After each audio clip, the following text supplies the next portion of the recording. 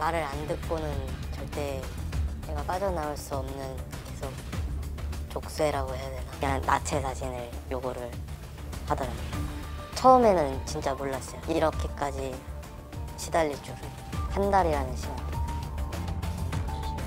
순식간에 악몽이 돼버린 일상. 한순간의 선택으로 모든 게 변해버린 한 달 전. 무슨 일이 있었던 걸까? 생활비가 필요한데 대출라든지 대출 사이트들을 들어가서 보면은 처음에는 서류도 많이 필요 없고 하는 거 없으니까 빨리 쓰고 그냥 갚지 라는 생각에 우습게 손을 대면서 이제 그게 그렇게 커지는 거죠. 작은 사업체를 갖고 있고 현금이 회전이 잘 안 되다 보니까 2023년 1월 38만 원 채용해서 2023년 2월 3일까지 38만 원 상환 드릴 것을 약속드립니다. 업자들에게 차용증 사진이나 영상을 찍어 보낸 뒤 급히 소액을 빌릴 수 있었습니다. 뒤늦게 된 사실이 있다고요. 네, 30만 원에 50만 원, 60만 원에 95만 원. 이자가 계속 불어나죠. 하루 연체할 때마다 연체비라는 걸 받게 되거든요. 10만 원씩. 연장비는 한 20만 원 선, 30만 원 선이 붙고요. 즉 30만 원을 빌린다고 가정하면 일주일 만에 붙는 이자만 20만 원. 상환이 1시간이라도 늦어지면 이자가 또 붙습니다.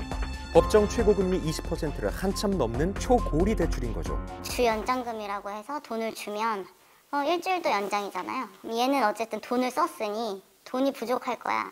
그럼 B한테 소개. 또 빌리게 만들고 또 B, A 둘 다 갚아야 되는 날이 오면 C가 나타나고. 근데 그게 한두 개, 세네 개가 쌓이면 상환을 할 수 없어요. 원금을 들였는데도 이자가 계속 불어나죠. 상환일이 다가오면 서로 다른 업자를 소개해주면서 새로 대출을 받을 수 있도록 유도해 빠져나오기 힘든 수렁으로 몰아넣습니다. 지금 총 얼마를 빌리신 거예요? 다 합쳐보면 300도 안 되는 것 같아요. 한 달 동안 800, 900, 1000까지도 나올 수 있는 상태고요. 결국 빚을 감당하기 어려워지면 끔찍한 채권 추심이 시작되죠. 안 받는 것도 아닌데 전화를 사용 못하게끔 할 정도로 계속 보이스톡이 날라오죠. 저희 어머니한테 이제 직장으로 전화가 왔어요. 받자마자 이제 욕을 하기 시작하는 거죠. 가족을 향한 욕설과 협박까지 서슴지 않습니다. 딸내든지 아들내든지 확인해가지고 내가 볼 테니까 한시간 더 기다리다가 네 당일부터 해가지고 그냥 딴데 시키는 거야. 그런데 최근에는 업자들의 수법이 한층 더 교묘해졌다고요. 담보가 필요하다는 이유로 신체 사진을 요구를 하더라고요. 나체 사진을 동영상을 찍어서 보내라고 하더라고요. 그냥 알몸으로 입고 신분증 들고 동영상 찍어서 보내라 이런 식으로 얘기를 하니까 그런 사진을 처음에 찍어서 보냈는데 사진을 유포하겠다고 협박을 하는 거예요. 노출 사진과 영상을 미끼 삼아 협박의 강도를 점점 더 높이고 금전을 갈취하는 방식입니다. 유포하지 말아달라, 죄송하다 얘기를 했는데 여자 지인들한테만 연락을 다 하는 거예요, 계속. 네, 이제 그때부터는 그냥 시키는 대로 다 할 수밖에 없게 돼버린 거예요. 심지어 여동생이나 여자친구의 사진을 성매매 전단지에 합성해 퍼뜨리겠다는 등 점점 더 악랄해졌습니다. 대부업법하고 이자제한법에 따른 최고 이자율은 20%인데요. 법에서 정한 연 20%를 넘지 않아야 되고 그걸 넘는 부분은 무효이고 그리고 일정한 또 처벌 규정도 있긴 있습니다. 가족이라고 하더라도 채무자 외의 사람들에게 채무의 내용을 고지한다거나 이런 것들을 알리겠다고 협박하는 것들은 다 금지되는 행위들인 것이죠. 과도한 이자를 요구하고 추심이 금지된 야간에 연락하는 등의 행위는 엄연히 불법. 하지만 여러 가지 그 플랫폼을 이용해서 불법 사금융을 홍보할 수 있는 창구가 예전보다 훨씬 다양해지니까 그에 비례해서 이와 같은 불법한 사례도 많이 늘어나고 있다. 저는 이렇게 보고 있습니다. 실제로 관련 피해는 정식 신고 건수만 해도 3년 사이 2배나 급증했습니다. 카페나 SNS 등 사각지대를 이용해 활개친다는 불법 업자들. 한 대출 중개 사이트에서 직접 돈을 빌려보기도 했는데요. 정식으로 허가받은 대부업체만 이곳에서 활동할 수 있고 법정 최고금리를 준수한다는 점이 명시돼 있죠. 그렇다면 정말 합법적인 거래만 이루어지는 걸까? 임의로 대출 문의 글을 올려서 확인해봤습니다. 계속 1분도 지나지 않아 수십 개의 업체에서 연락이 빗발치는 상황. 문자가 끊이지 않아서 어느 업체에서 어떤 연락을 주었는지 제대로 확인할 길이 없었습니다. 이름만 다르고 내용은 똑같은 메시지를 붙여넣기 하는 경우도 있고요. 20만 원 빌리는데 이자만 30만 원 달라는데? 심지어 초고리 소액 대출을 제한하기까지 하죠.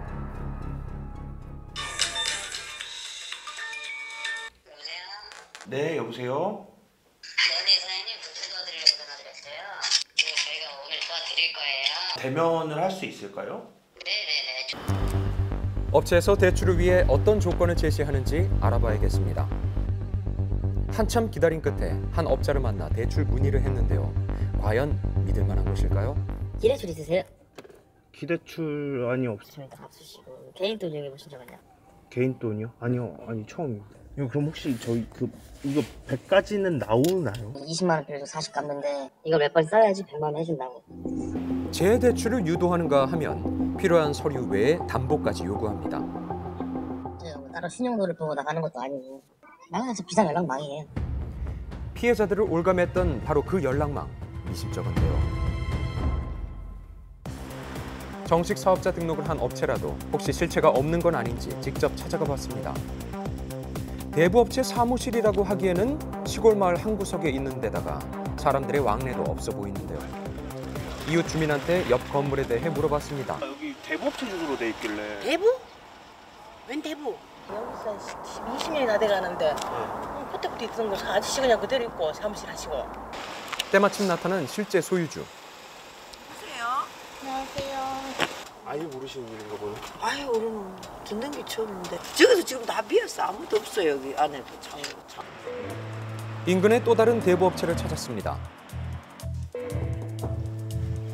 이곳 역시 마찬가지로 인기척이 없는데요.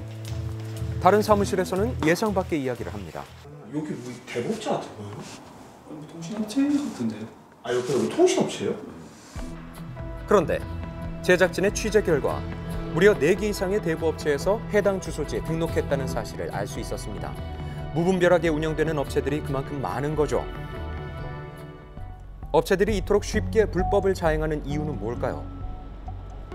속칭 이야기하면 불법 사채인데 문제는 비대면 일수라고 하는 거죠. 대부폰을 이제 사용하고 본연 같은 경우는 이제 대본 통장을 구해서 사용하고 있는 편이라서 자기 신변이 나와 있는 경우가 없기 때문에 잡는 게 많이 어렵습니다. 웬만한 수사망을 다 피해가는 편이죠. 무수히 많은 악질업자들이 신상을 바꿔가면서 활동해 피해가 계속 반복되는 상황. 불법 사금융을 통해서 빌린 돈은 채무자가 갚지 않도록 해준다면 돈을 빌려줄 이유가 없어지는 거죠. 그렇게 하고 형사적인 처벌도 강화하는 방식으로 법제도를 바꿈으로써 불법 사금융에 대한 문제를 해결해 나가야 된다 이렇게 생각을 하고요. 그렇다면 고통받는 피해자들이 구제받을 수 있는 방법은 없는가요? 불법 사금융으로 인한 피해를 최소화하기 위해서는 우선 신속한 상담 신고가 필요하다고 생각합니다. 채무자 대리인 무료 지원 제도를 신청하시면 변호사가 연락을 해서 이런 식으로 하면 불법 채권 주십니다. 이런 식으로 했을 때 도움을 받으시는 경우들도 있으신 것 같아요. 다시 돌아간다면 이런 돈은 절대 안 쓸 것 같아요, 진짜로. 가족들하고 지인들한테 제일 미안하죠. 제가 제일 원망스러웠죠, 제 자신이. 왜 이런 상황까지 만들었을까?